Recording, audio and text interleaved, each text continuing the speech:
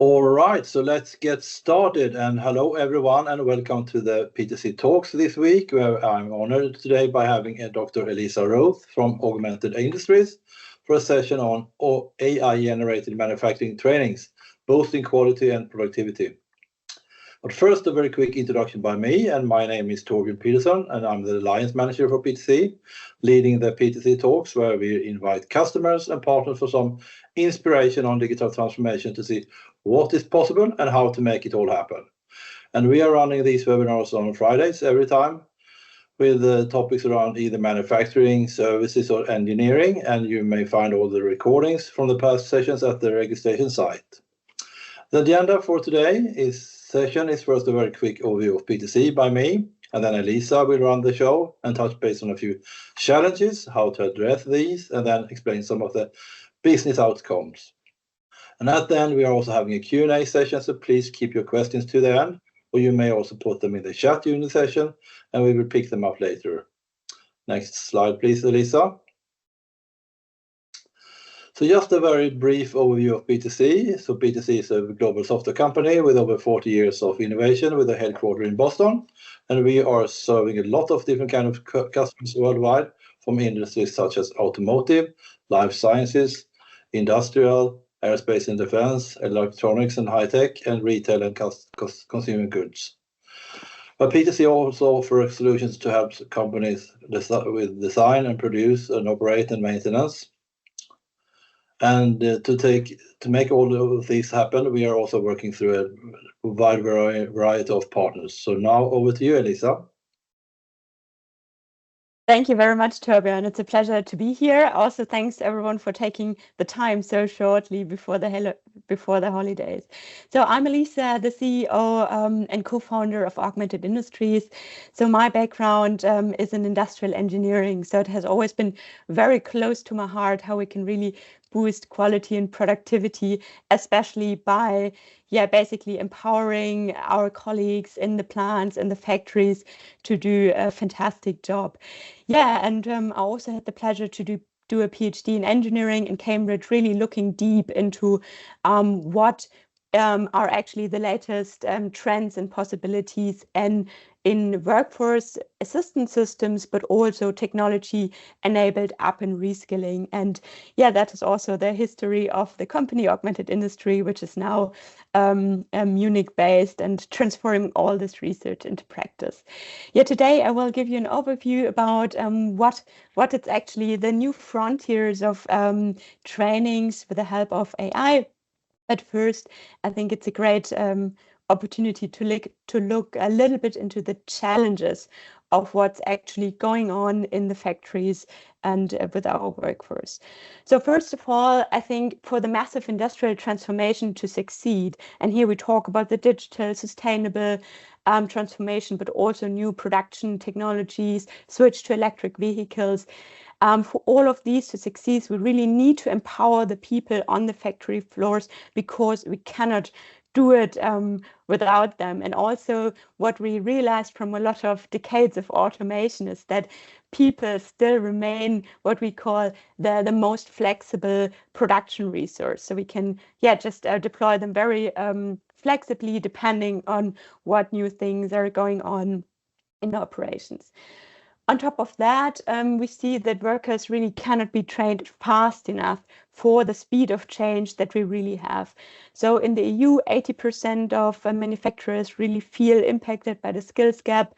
Reasons for that are that the traditional way of how we approach up and reskilling is just not fit anymore for the current time. So if you think about classroom training, you always need to take people out of productive operation, would always directly cost opportunity and downtime costs, which we know definitely something we don't want in manufacturing. On the other hand, we know that traditional e-learning and classroom training is just not effective, right? So people sit in the classroom, get the induction, fall asleep because they're happy that they don't have to stand at the workstation. So we know it's often also a lot of wasted time. On top of that, we see that yeah, basically 70% of things in manufacturing are very process specific. So it's not something where we can hire an agency to create a training that fits all.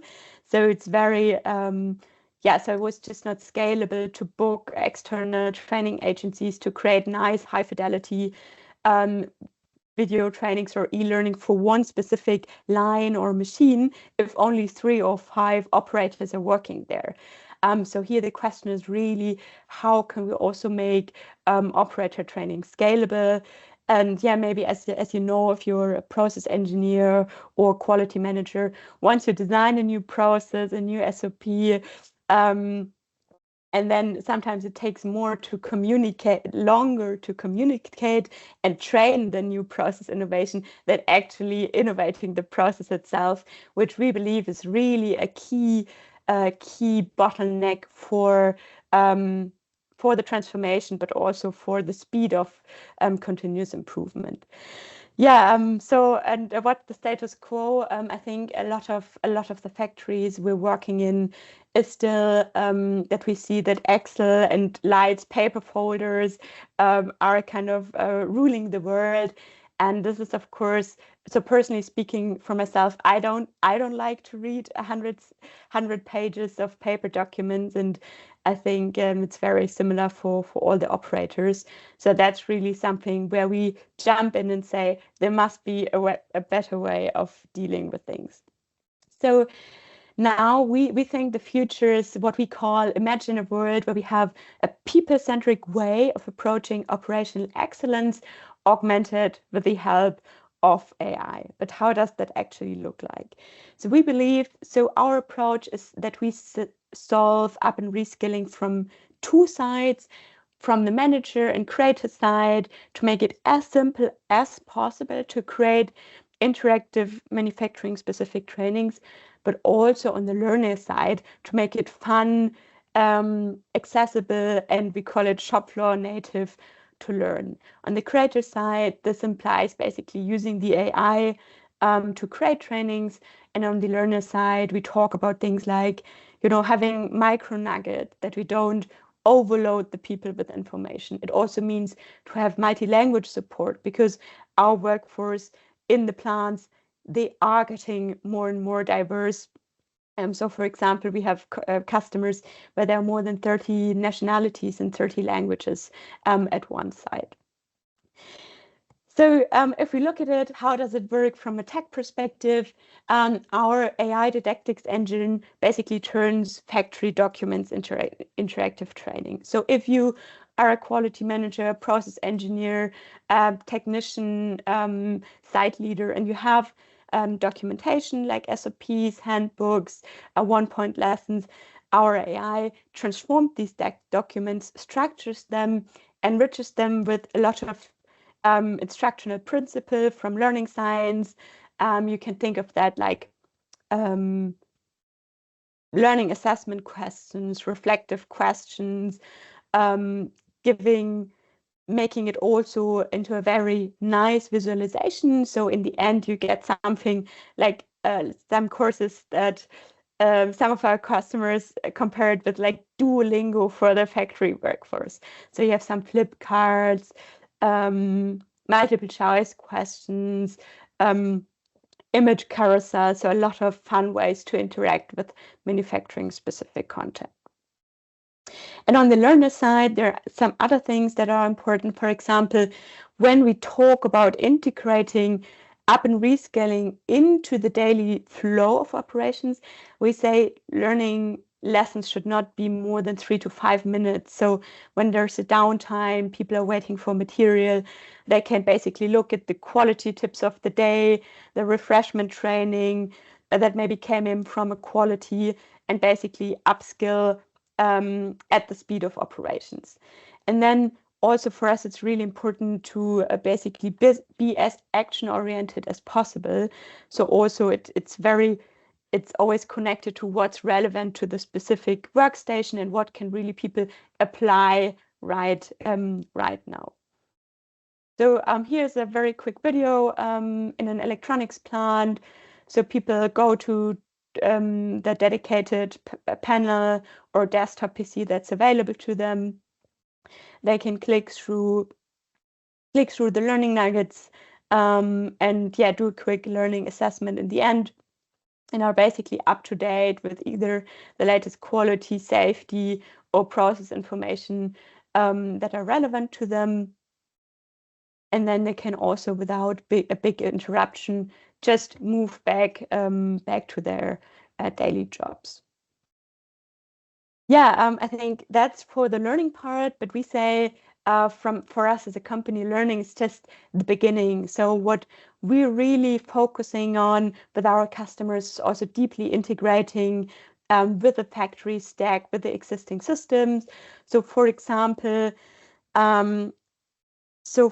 if there's an MES system deployed or an IoT solution like also PTC is providing, then we can connect with a low-code approach, can basically say, okay, if the scrap rate is going from 4 to 5%, this sets a trigger for actually intelligently retraining material handling on this line to basically enable continuous improvement with the help of training.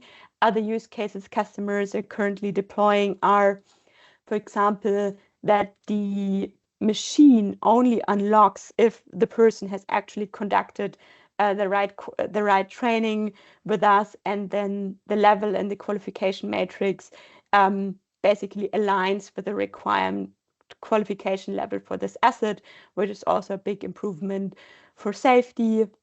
But also integrations with the quality management system if reclamations are coming in that also need retraining. This is all of the processes that we cover within deployment phase. In the end, we see ourselves as enabling kind of the end-to-end process for people operations excellence. So we help companies with their knowledge and document management, which is the foundation to do cool stuff with the AI. So, and then the AI can basically create training specific for onboarding, refresher trainings, one-point lessons that can then be managed and distributed with our learning and competence management system, which basically manage who is allowed to operate which machine, which process safely and with a high quality. Always, as I mentioned, with the triggers and integrations to the proactive systems, basically making sure you only train things that are relevant for your for basically reaching the targets and KPIs for your site.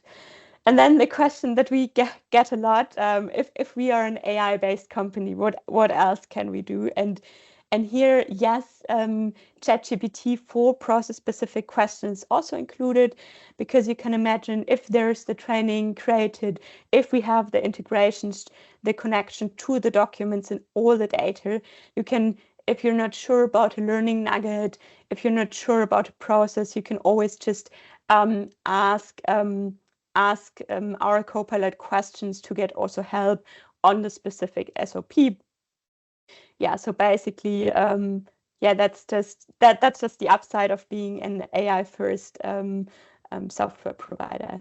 And then in the end, I think we're working together with our customers to create a pretty cool AI-driven intelligent operations platform. So if you're a creator, in the future, you will be able to just talk to the creator, asking it to create specific onboarding trainings. If, for example, new temporary staff arrives, or on the user side, you will also be able to just ask questions very natively and get support as you need it.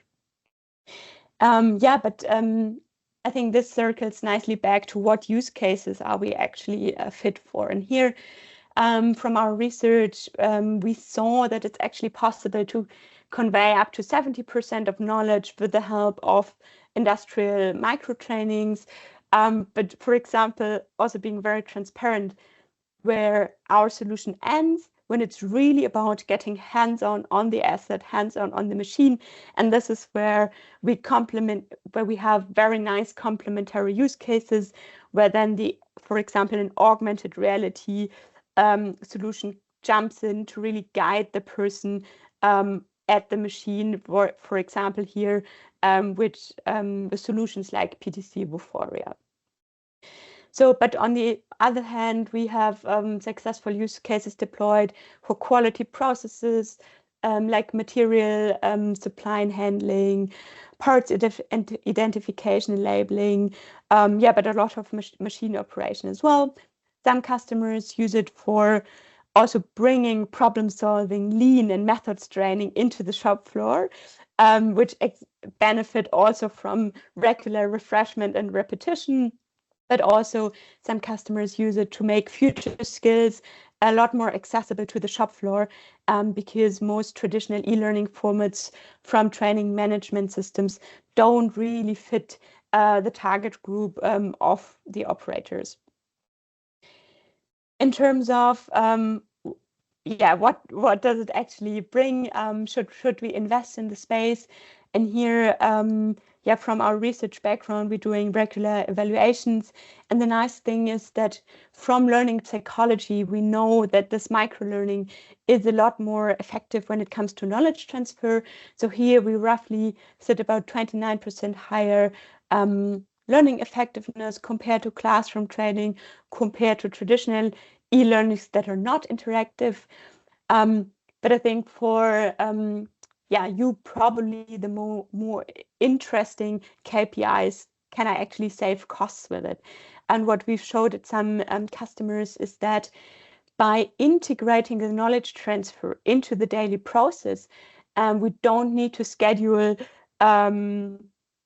training time anymore. We don't need to take people out for as long to do the training basically on the job, where we had a case where we realized 62% of opportunity cost savings, but also compared to hiring an agency or having an internal HR department creating the trainings for you, we democratized training creation that you can save up to 10,000-15,000 euros for a nicely visualized training, which basically also has the ROI for once you basically created 3 to 4 nice trainings. And then for us, the most important thing, is it actually used by the people? Do the operators think it's a tool for them? And here we get quite a positive feedback, because most operators, if we're honest, they use Duolingo, they use the smartphones in their daily life. So they're actually quite happy that there's a tool that also works directly for them. A last note, I think boring but important, about compliance. So as a young company, we focused very early on a compliance first approach. So we are ISO 27001 certified. So the information is safe. The servers are all based in Europe. So we can basically quickly deploy with all the relevant IT security, data privacy regulations that are required from most corporates. Yes, we've also been working with a lot of OEMs like Ford, BMW as well, where we could deploy live in their factories. And I think with that, enough information input from my side. Now I'm looking very much forward to your question. So if you think for the next year, it's a good opportunity to start with a little bit of up and reskilling on the sites, reach out to me via LinkedIn. So you can use the QR code, or if you say, let's start with a free demo right away, you can also contact me via email. Either way, I would say, very excited to hearing your question. And maybe Torbjörn, you've already spotted some in the chat, because I think I cannot see them here in my presenter mode. Yeah, thanks a lot, Elisa, for sharing a lot of very exciting insights around this very hot topic, I would say, in the industry overall. So now over to the Q&A, as I said. So please raise your hand or put your questions in the chat and we will bring them up here. And I had one question here actually around the deployment. And could you elaborate a little bit about how long time it does normally take to deploy your kind of solution? So the cool answer, we can basically deploy in a day. So we are basically web-based applications. So we can basically set up a company tenant within 24 hours, and then you can start uploading documents and creating courses and basically creating the users for your organization. So that's basically the quickest way. When you say, you want an SSO integration and then maybe integration to your learning management or MES, then of course this is something where we would set up a pilot and clarify the integrations, where we also say we can always do that faster than 8 weeks. Sounds fantastic, right? So another question here, how much do you use digital twins and mixed reality in trainings? So for us, our vision is to make really training scalable to everyone, basically across process, across sites. So basically, our approach is not to have like complex simulations, but for example, what we do or what we're currently doing is basically using digital twins to simulate if there's already a digital twin in place that identifies opportunities for improvement or identifies potential bottlenecks, that we can use these information from the digital twin as triggers for our system to make sure that we convey the relevant knowledge to the people before, for example, like a changeover takes place. Right, thanks. And another question here, and that is around, the customer journey. If you would like to get started with the testing the tool, could you tell us a little bit about, how do you actually start, and who are the people, who should normally get involved? What are the key stakeholders, titles, roles, etc.? Absolutely. In terms of the key stakeholders, usually it should be a decision from like a manufacturing manager at the site or an SVP or a manufacturing network manager that say, okay, we actually start a push on up and reskilling for process-specific trainings. But then the project management usually lies within like group leader for specific area that say, okay, we piloted for one specific process, maybe like a ramp up of a new production line. Then also quality should be involved, because a lot of the documentation, a lot of the reporting and auditing for the processes lies with them. So it's always great to have them on board. In terms of HR, that depends a little bit how the corporates are structured. Usually we say this is a productivity tool really for the plants to democratize up and reskilling. So it's not like a central decision that should go via HR, but still, because the training should be tracked and logged, also on the central learning management system, it may make sense to have them on board, for example, in a sounding board. But then really the creator profiles are people like our process engineers, quality managers that really wants to have a tool to faster convey knowledge into the shop floor. So that's actually a setup of having a champion, having a project sponsor from manufacturing management, having a project owner from the manufacturing side, and then a creator profile, process engineer, quality manager that really then makes the pilot a success. And from the operators, it can be machine operators, assembly operators, logistic operators, then test the trainings in their day-to-days. What a fantastic answer. Thank you. Thank you. So another question here, I mean, how could AI-generated trainings be customized to meet the specific needs for, like, I mean, different kind of manufacturing sectors? Absolutely. So we basically deliver a kind of a couple of templates, blueprints for specific use cases, but with our AI Didactic Studio, basically we can also talk basically during a pilot phase, say, you know, if your SOPs are always structured in a certain way, or if you want to have specific format for onboarding trainings, we basically develop the template, the different templates during a pilot session, which we can then fine tune for the specific industry to make sure they fit your needs. But from experience, actually, kind of we already have some blueprints that are actually quite transferable across industries as well. Right. Thanks. Another quite interesting question. I mean, how do you actually, I mean, make sure that, I mean, employee feedback, I mean, is part of, I mean, the continuous improvement of AI-generated trainings?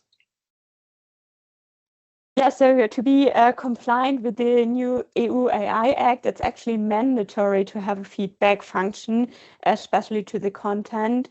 So, for example, people can always give feedback if they like the training, if there were any errors, but also for continuous improvement, make suggestions in the tool. So, yeah, which is something which we can lever as an additional lever for continuous improvement, but also to stay mandatory or to stay compliant with the AI regulation that is in place anyways. All right, thanks a lot.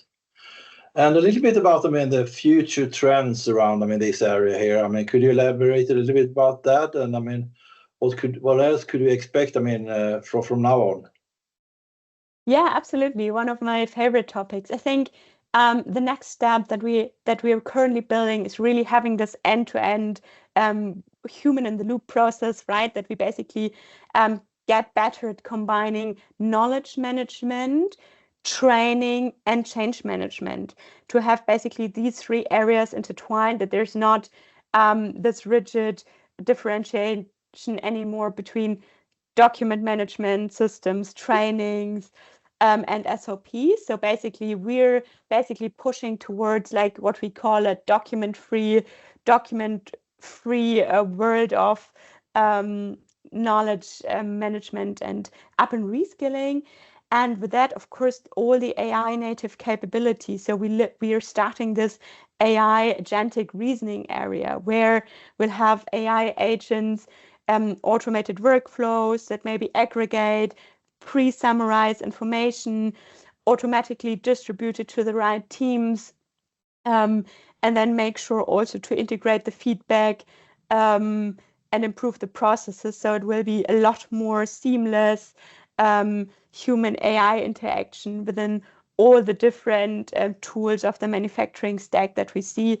And I think that's quite an exciting time, because then we finally, or for the first time in history, we have the opportunity of a seamless ecosystem, having augmented reality when we need to operate at the machine, having all this micro nuggets to basically stay on top of everything in the flow of work, but also maybe if it's a highly safety critical, highly costly use case, tested in the digital twin, in the metaverse upfront. And I think with AI, we now see all this brilliant use cases that all have a value in itself coming a lot more closer together. What basically we have been preaching in the industry for our era, basically since a decade, but now we're getting to the state that it becomes more real within the next 5 years. That was a really good answer, a very long answer. I can see that you're very excited about this specific topic here, right? So one question around, I mean, the GDPR, I mean, how do you make sure that, I mean, you're actually compliant with the tool that you're using? Yeah, exactly. So as I mentioned, we are already ISO 27001 certified. We're already compliant with the new ISO 42001 AI Act certification. Yeah, and I think with that, we already had laid the foundation very early on to also with all these data topics to make sure it's also enterprise ready to be compliant also for large corporates to start very quickly and don't be bothered by compliance topics that only slow down the deployment. Thank you, Elisa. And time is unfortunately running out quicker than expected, as always. So many thanks to everyone for joining this session here. And of course, a very special thanks to you, Elisa, for sharing a lot of really interesting insights in this super duper interesting area. So with that, I wish you all a Merry Christmas and a Happy New Year, and hope to see you back the next PTC Talks next year on the 21st of January, same time, for a session about PLM and sustainability by Accenture. So stay tuned and enjoy the Christmas holidays. Bye, everyone. Bye. Thanks, everyone. Happy Bye-bye. holidays. Thank you, Lisa.